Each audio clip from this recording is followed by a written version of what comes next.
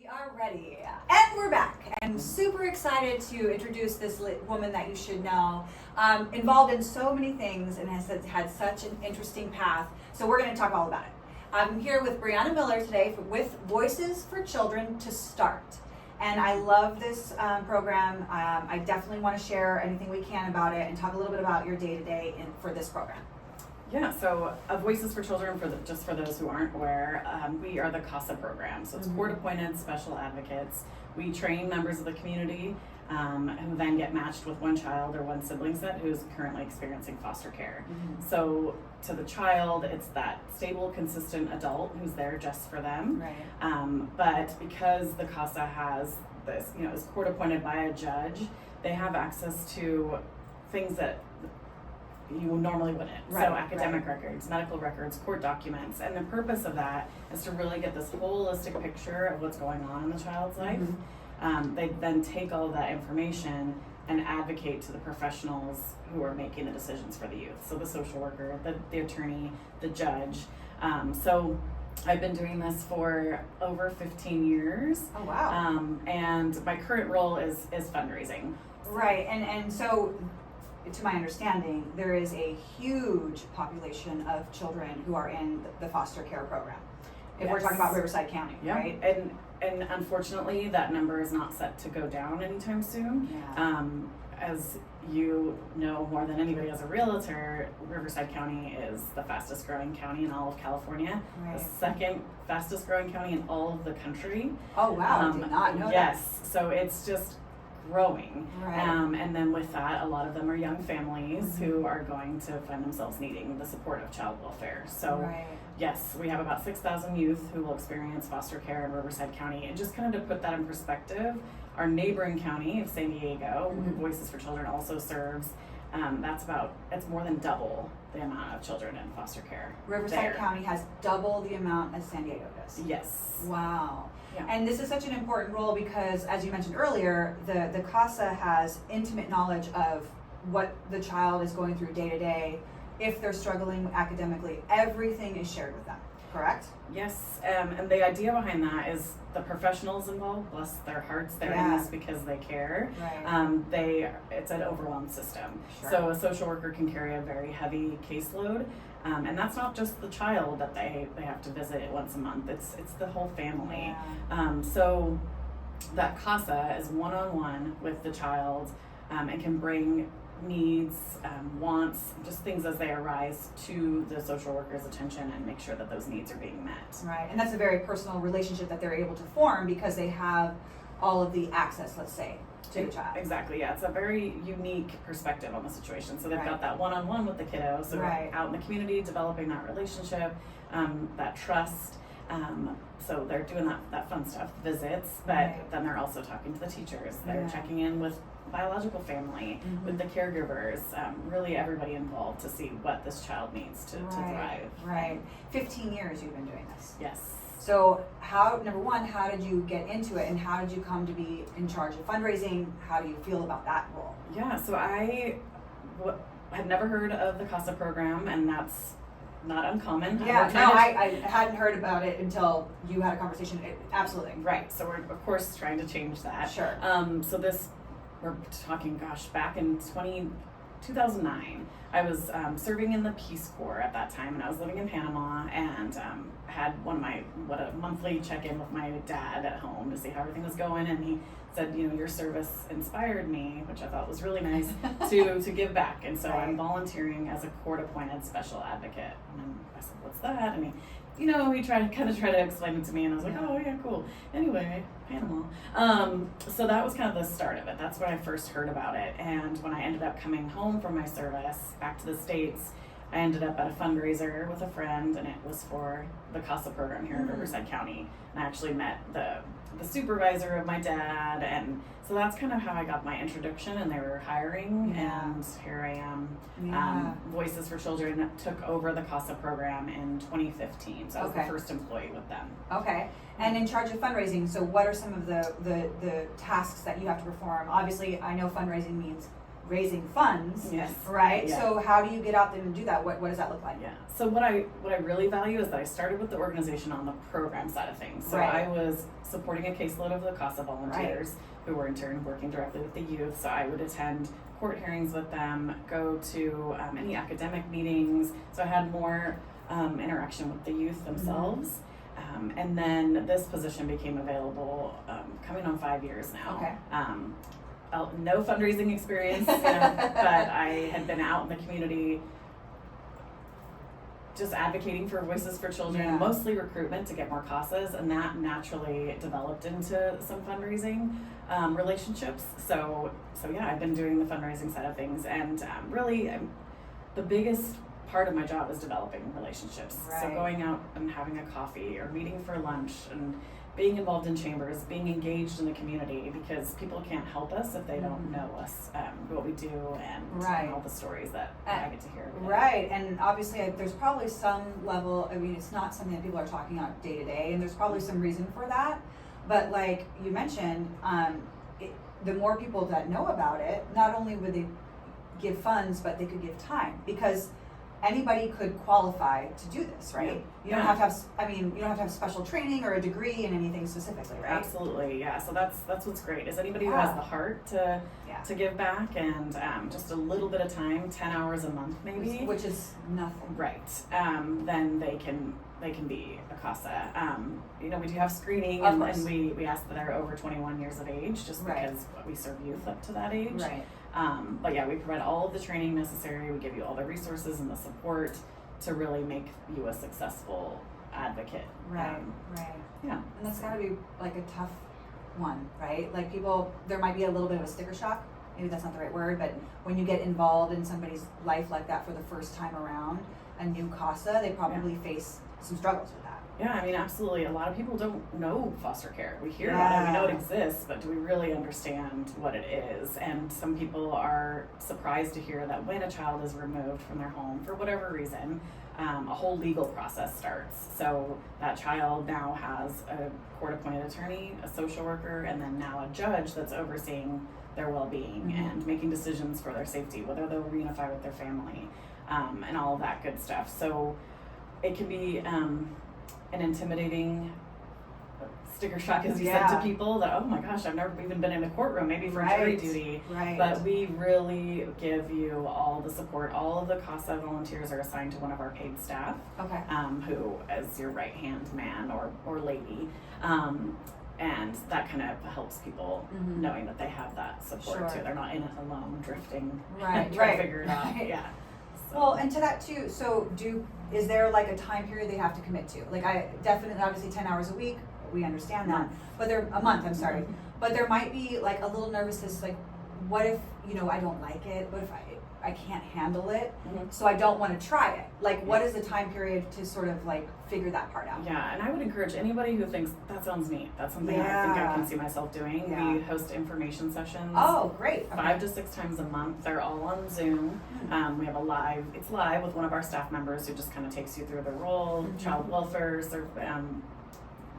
field a little bit briefly, and then next steps. So come to an information session and then really you can decide. But we also have the training, so that's 35 hours of training where we're as a staff getting to know you, and you are getting to know whether this is going to be a good fit. The last thing we want is to assign a CASA to a kid who's thinking that already been let down by so many adults in their lives, and have the CASA be like, oof, this isn't a good fit. So we really try to make sure they go through everything before they meet that kid. But to answer your question, we do ask for a year commitment. Okay. We ask for sorry, forgot about that. And most of our CASAs, they get assigned to their kiddo, and that's it. They're with them until they no longer need them. So they age out, they get adopted, they go home to their family, which is what we want. So the year at first may sound like, oh, it's a long time, but then we have CASAs that go on for forever, 6 years. Right, yeah. You mentioned earlier, if you have a servant's heart, this is a great choice for you. But you definitely have a servant's heart. Like you've been involved in giving back to the community in all different kinds of ways for a really long time. Like you mentioned the Peace Corps earlier. Tell us a little bit about that experience. Yeah, so I I got the, I guess, travel bug in college a little bit, but not just going in and staying in like a tourist city or an all-inclusive resort. I had opportunities to study abroad where I was really immersed in the culture, be it Australia in the outback where I couldn't even understand what they were saying even though it was English, to Guadalajara, living with our family, and I just knew that I wanted to live more permanently in a situation like that, but also giving back. Right. And I remember seeing the flyer on my college campus, the toughest job you'll ever love, being in the Peace Corps, and I went for it. And so it was really exciting. So they'll base it on your skills and your education as to where they put you in the world. And I was really excited to go to Central America and serve. So I served as an environmental conservation volunteer, which essentially meant, it could be whatever the community needed. So that was really important to me, is getting to know everybody first and not just coming in as a gringa from the United States and here's what you're going to do in your lives, you know. And the culture difference. Obviously we have a lot of Hispanic, people here, but it's completely different. Completely different language and everything. Right. So, after doing kind of my assessment of the community, I saw that really basic education, environmental education that we just get here naturally, paper comes from trees and we need trees for oxygen, and the litter bug campaign, all that.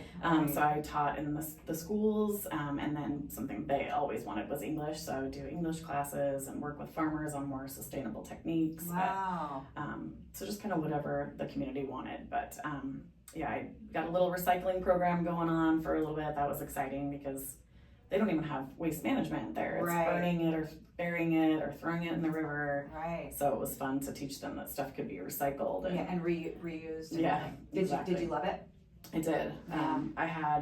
They prepared you when you were leaving that you may have some, not depression, but just like, what do I do now? Sure. Because that was like the best thing I've ever done. So and so different, because we were having a conversation a couple days ago about cell phones.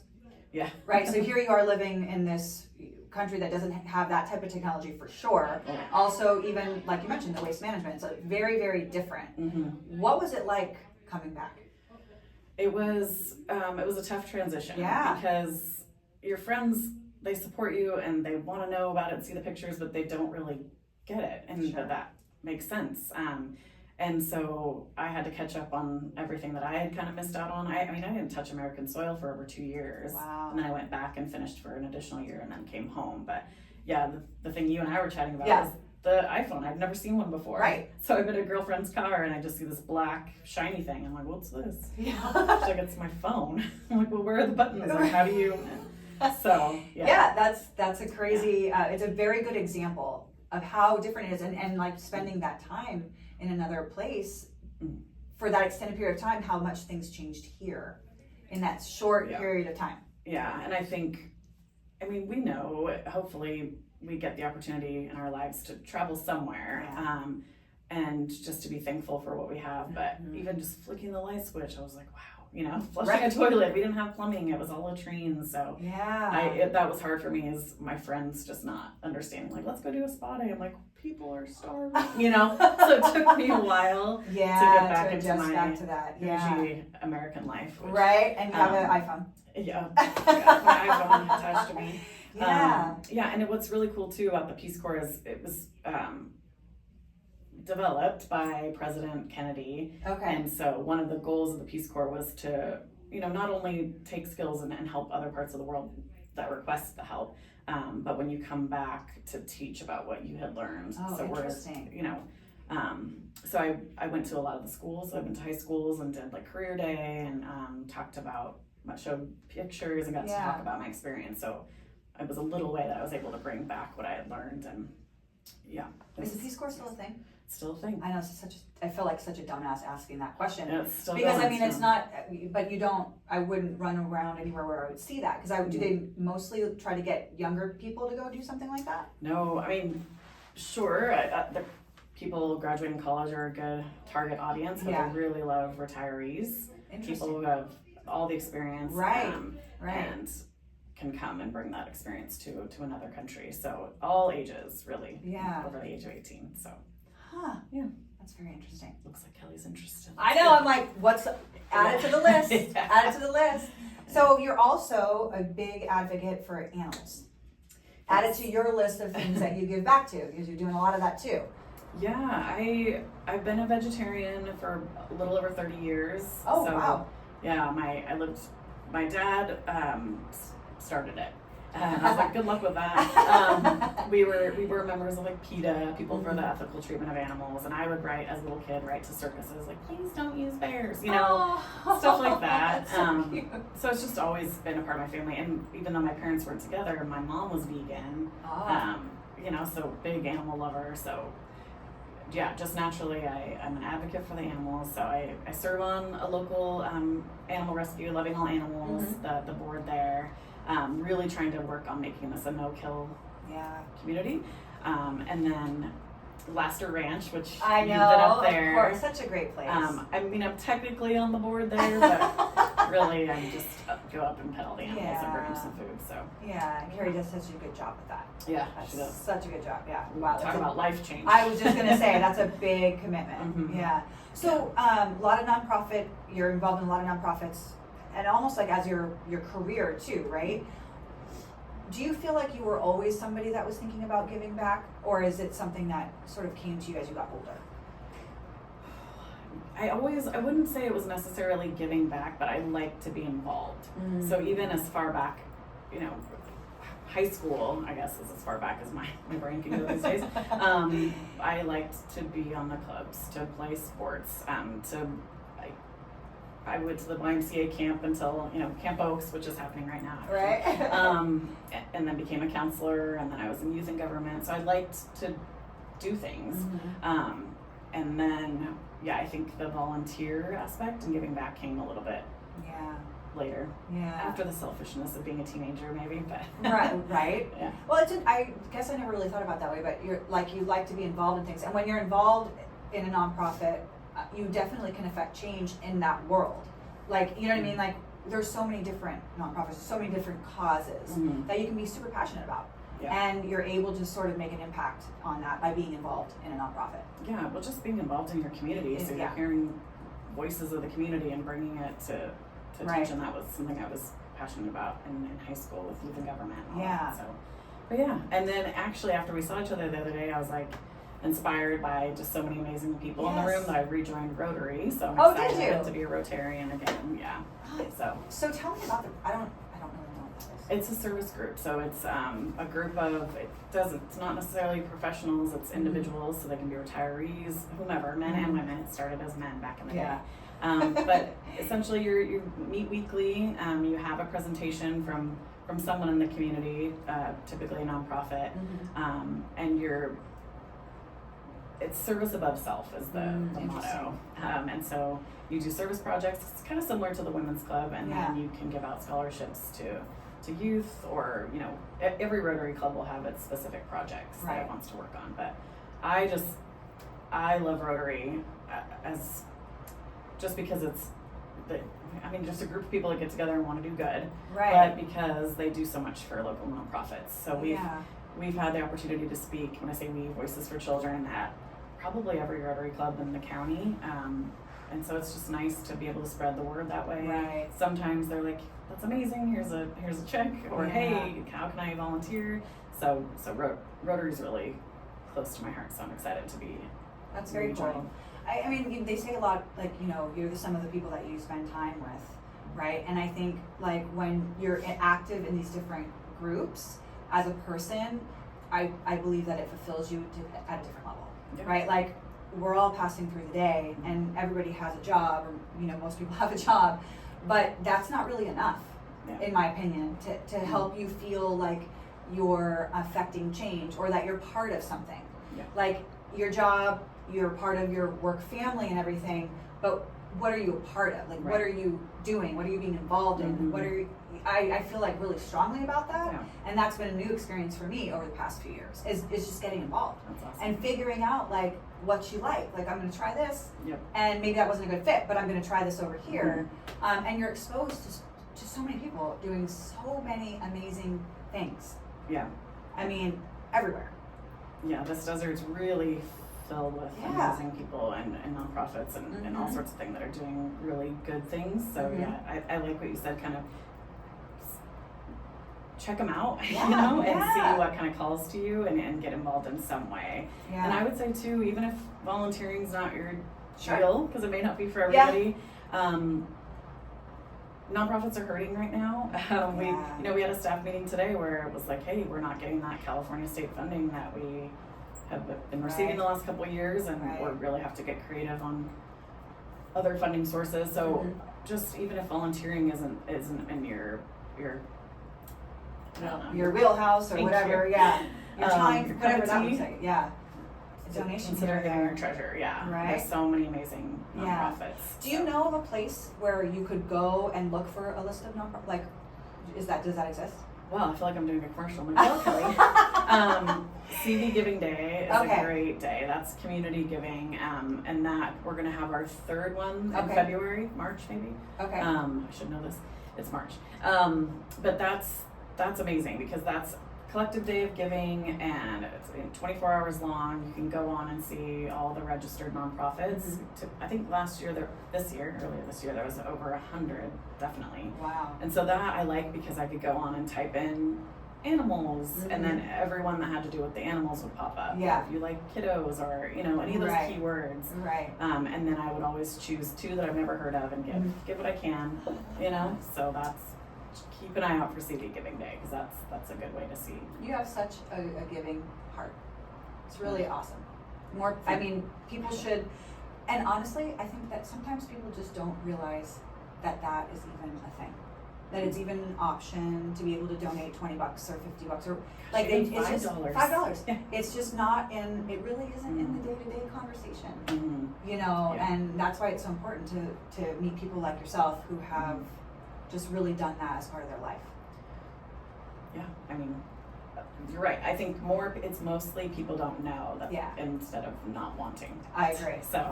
The simplicity of it. They don't know how easy it can be. Yeah, and that nonprofits rely on every amount of any gift that comes in. So circling back around before we finish up to CASA, I think that there's a huge need. The kids and just that whole thing. So if somebody wanted more information, like what website or where would they go to be able to see if it would be a good fit for them just to try the training? Yes. So our website is speakupnow.org, and that's SPEAK upnow.org, and they'll have 2 tabs right there: donate, volunteer. The volunteer will take them to a list of our upcoming information sessions. Okay. We try to make them all days, all times, so it really could work for anybody. And again, that information session's just information. No commitment. Yeah, exactly. And you think, amazing, not for me, great, or amazing, what's the next step? So, speakupnow.org will take you down whatever route you want to go. Perfect. Or contact me. Yeah, and how would they do that? So Brianna M, as in Miller, at speakupnow.org. Okay, perfect. And before we go, best piece of advice that you've ever received? Gosh, we should have this practiced by now. I think I'm going back to just another group that I'm a part of. We always ask the featured speaker what's and what group? BNI. BNI. Okay. Yeah, that's a professional networking group. What's your key to success? And mine, because everybody has different ones, is just being passionate about what you do, whatever it is. So. Yeah, it's so true. Once again, it surprises me that people will settle for living without passion, living without purpose, living without, impacting anything around them. And I guess it's not on purpose all the time. Yeah. Right? You don't know where to start. You don't know that it's a thing. But I know when I found the Ophelia, I just know how it changed my life. And I think that's, if you can live with passion about whatever you're doing, you're in a good spot. Yeah, absolutely. Yeah. I appreciate you coming. Thanks for having me. We did it. No technical difficulties. Yeah.